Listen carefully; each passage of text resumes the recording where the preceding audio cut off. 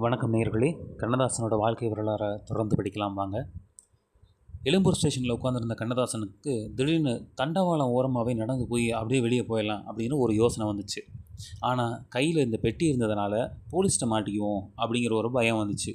அதனால் இந்த யோசனை செயல்படாமல் போயிடும்னு சொல்லிட்டு ஸ்டேஷனோட ஒரு மூலையில் அடுத்த ட்ரெயினுக்கு வெயிட் பண்ணுற மாதிரி போய் உட்காந்துக்கிட்டே இருந்தவர். ஸோ ஒரு அரை மணி நேரம் கழித்து ட்ரெயின்லாம் போனதுக்கப்புறம் செக்கர் பழைய டிக்கெட்லாம் எடுத்துகிட்டு மூட்டையாக கட்டிட்டு கிளம்புனதை பார்த்துட்டு உடனே உற்சாகமாக விறுவிறுன்னு பெட்டியோட ஸ்டேஷனை விட்டு வெளியில் வந்துட்டார்.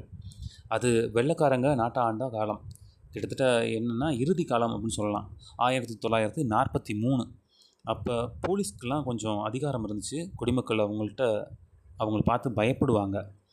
ஸோ கண்ணதாசனுக்கும் போலீஸ்னால் கொஞ்சம் பயம்தான். இருந்தாலும் அப்படியே ஒரு தைரியத்தை வளர வச்சுட்டு ஸ்டேஷனை விட்டு வெளியில் வந்தார்.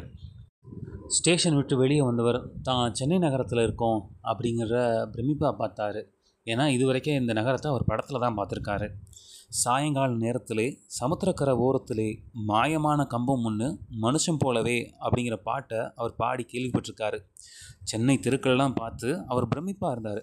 எல்லாரும் அவசரமாக நடக்கிறதையும் கார் ரிக்ஷான்னு வேகமாக போகிறதையும் பார்த்து அவர் வியந்தார். அப்படியே ஒவ்வொருத்தர்கிட்டையும் அட்ரஸ் கேட்டு பிரபலமாக அப்போ அங்கே ஓடி இருந்த ஒரு பத்திரிகையோட வாசலில் போய் நின்னார். அந்த பத்திரிகை எங்கே அப்படின்னு பார்த்தா பிராட்வேல இருக்குது. விறுவிறுன்னு தான் எழுதின கதையெல்லாம் எடுத்துக்கிட்டு அந்த ஆசிரியர்கிட்ட போய் படபடக்கும் நெஞ்சோட கண்ணதாசன் நின்னார். அப்போ தான் ஒரு ட்விஸ்டே நடந்துச்சு. அந்த ஆசிரியர் கண்ணதாசனோட கதையெல்லாம் பார்த்துட்டு ஓங்கி சிரிச்சிட்டாப்புல. இதனால் கண்ணதாசனுக்கு ரொம்பவே அவமானமாக போயிடுச்சு. திருச்சி தான் அடித்து விரட்டுனுச்சின்னு பார்த்தா சென்னையும் அதையே செய்யுதே அப்படின்னு சொல்லிட்டு ஆதங்கத்தோடு வெளியில் வந்தார். 2 நாள் அலைச்சல், பசி, பட்டணி, ரொம்ப தூரம் நடந்து கால்வலி. கண்ணதாசனுக்கு தான் எழுத்தாளனாகணுங்கிற ஆசையே விட்டு போயிடுச்சு.